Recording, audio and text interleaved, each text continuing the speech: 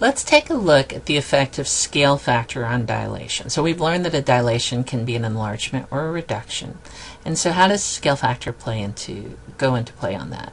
And we're looking at dilations about the origin.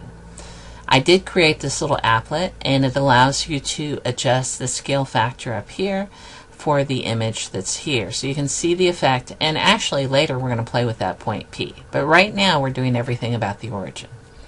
So here I have the scale factor set at 3. And you can see my original pre-image has side lengths of AB is 4 and BC is 2. It's a rectangle. When the scale factor is set to 3, my new side length went from 4 to 12. And the B prime, C prime, that went up to 6 from 2. When I set the scale factor to 2, the side length went from 4 to 8 and from 2 to 4. When I set the scale factor to 1, it's actually going to be right there on top of it. So it'll have the same length and width. It's a little hard to tell because it's going to be right on top of it. Then when I set the scale factor to a half, you can see that the length went to 2 and 1. One interesting thing to notice that when I was doing this, as I did the bigger the scale factor is, the farther away from the point of dilation that the image is. When the scale factor is smaller, less than 1, it's actually closer to the point of dilation than the pre-image. So the image is an enlargement when the scale factor is greater than 1, and it is a reduction when it's less than 1. When it's equal to 1, it's really not doing much of anything at all, so we don't tend to do scale factors of 1. Alright, so in this example I'm going to dilate DEF about the origin with a scale factor of 1/2.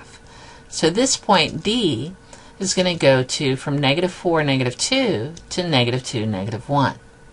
And now it's halfway the distance to the origin. E is going to go from -2,8 to -1,4. That is also halfway to the origin. And F is going to go from 6, -4 to 3, -2. Again, halfway to the origin. In this example, I'm giving you a picture of the image, which is ABC, and the pre-image, which is ABC, and the image, which is A prime, B prime, C prime.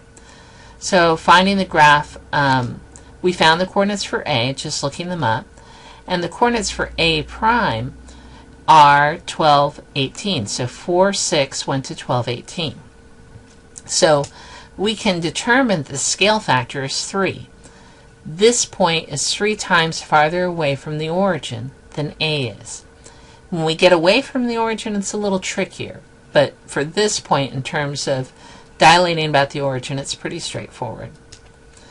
If BC is 3, you can look at the length here of B prime, C prime. It's 9. That's 3 times bigger, which makes sense. This one is 10.8, which you could find out using the Pythagorean theorem. And so that means this should be 1/3 of it, because we're going backwards to the pre-image, and that would be 3.6. Again, you could verify that with the Pythagorean theorem. Now, an interesting thing about dilations is that the angles stay the same in the dilation. So if angle BAC, this top angle, is 50 degrees, then the top angle up here should also be 50 degrees. And so we're going to say that these two triangles are similar. They are not congruent. This is a symbol for similar. And because they're not congruent because they're not the same size, but they are the same shape, and that is a dilation.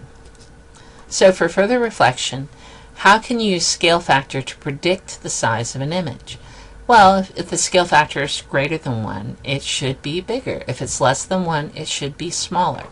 Also, if it's greater than 1, it should be further away from the point of origin. And if it's less than 1, it should actually be closer to the point of dilation.